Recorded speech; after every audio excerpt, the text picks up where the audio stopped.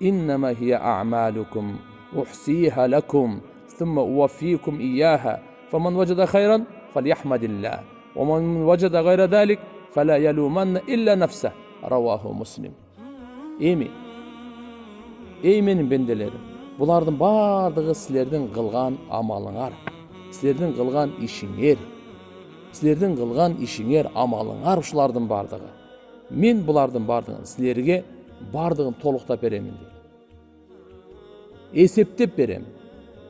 Özün elimim menen, periştelerim menen, amalыңardın bardığın eseptep berem. Her bir gözüңөрдүn, kulağыңardan çıkkan, tiliңerden çıkkan, oyuңardan çıkkan, alkımыңardağı amal, kolуңардын putuңардын amal, uyattуу жерлердин, işiңердин amal, bardıq amalыңарды, mınaki, men ne деп атат Алла Таала?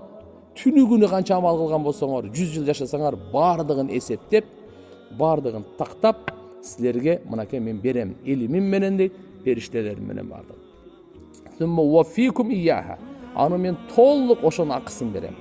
Жакшылыктыкым болсо, жакшылык менен, жамандык болсо, жамандык менен Алла Таала мынакей акысын бере турган күндүн бадышасы, Малики Яумиддин деп ар бир рекетте окуп атабыз туугандар. Ар бир намазда окуп атабыз. Не деген сөз? Малик, бадыша, Яумиддин, яум деген күн, дин деген акысы бериле турган күндүн бадышасы. Демек Алла Субханаху ва Таала ар бир адамдын кылган жакшы жамандын акысын берет экен. Ошол адилеттүү күндүн бадышасы Алла өзү экен.